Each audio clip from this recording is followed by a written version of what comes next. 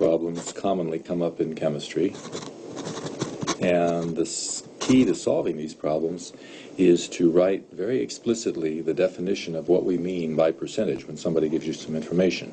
For example, if I tell you I have an alloy, that's a homogeneous mixture of two metals, that is 35% copper, and the chemical symbol for copper is Cu, and 65% zinc, and the chemical symbol for zinc is Zn, then we can ask questions about this alloy, which I'm going to show you in a minute. But the first thing I'm going to do when I'm given this information is write down as ratios what percent means. Remember, percent literally means per 100.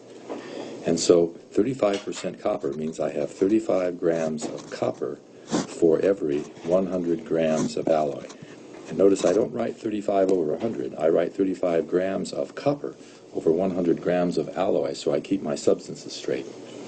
The fact that it's 65% zinc means I have 65 grams of zinc for every 100 grams of alloy. And also notice that I can write a third conversion ratio, which may not be as obvious, and that is if 100 grams of alloy has 35 grams of zinc and also has 35 grams of copper and 65 grams of zinc, I could say there are 35 grams of copper for every 65 grams of zinc. And notice each of those ratios can also be written the other way around. In other words, I could have written 100 grams of alloy over 35 grams of zinc. Or, for example, I can write 65 grams of zinc over 35 grams of copper. So, here's some example questions that we get. One question might be, how many grams of zinc are in 75 grams of alloy?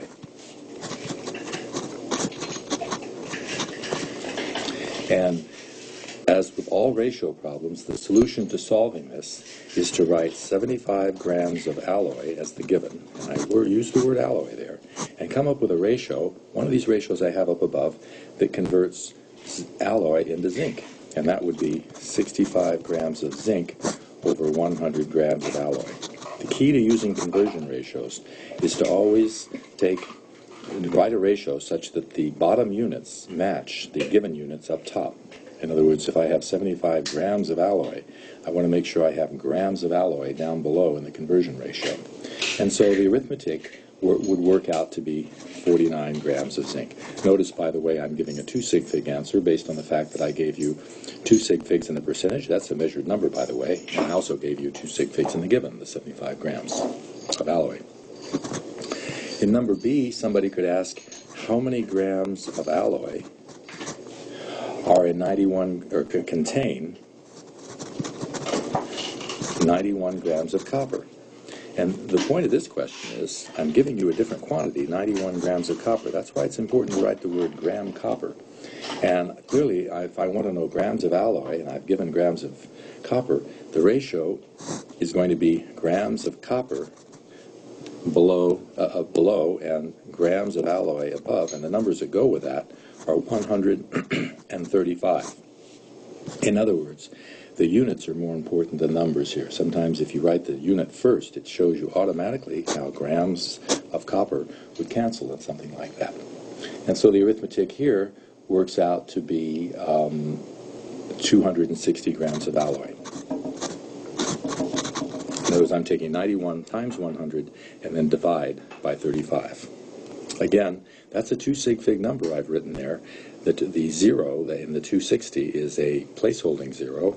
It is ambiguous in that sense, but we know that that is meant to be a 2 sig fig number. A third question might be, how many grams of zinc do you add to 12 grams of copper to make this alloy, to make this particular alloy? Again, the given here is 12 grams of copper, and a conversion ratio here is going to have grams of copper below, and since the question now isn't grams of alloy, it's grams of zinc has to be up top. And the numbers that go with that, according to what I've written above, are 65 grams of zinc over 35 grams of copper. Notice I took my third ratio up there and simply flipped it. You can always flip ratios. Any ratio can be written one way or the other. Grams of copper cross-cancel, and when I do my arithmetic here, this works out to be 22 grams of zinc.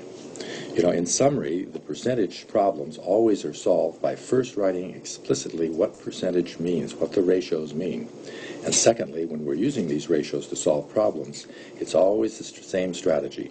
The given set of units have to be cross-canceled by a set of units identical to it that's at the bottom in the conversion ratio. So it's always the same kind of process.